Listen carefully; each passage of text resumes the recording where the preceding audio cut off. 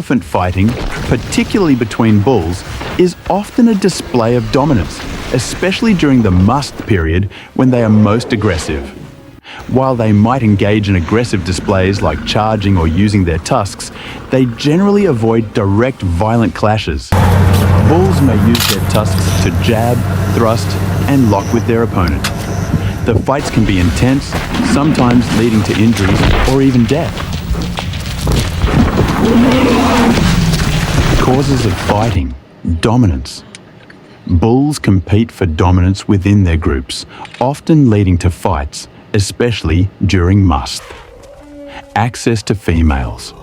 Bulls may fight to gain access to females who are in estrus, ovulation.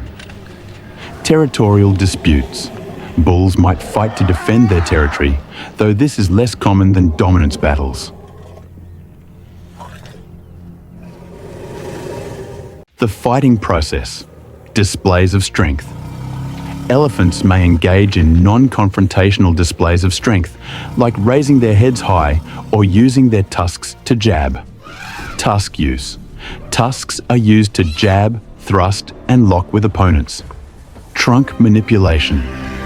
Bulls may use their trunks to twist around each other or hold their trunks in their mouths during fights. Aggressive charges. Dominant bulls may charge their opponents, potentially leading to injuries.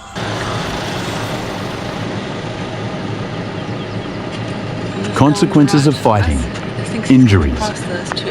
While elephants are large and strong, fights can still result in injuries, even death. Territorial changes. Winners of fights may gain dominance or territorial control. Increased aggression. Must can intensify aggression and make elephants more prone to fighting.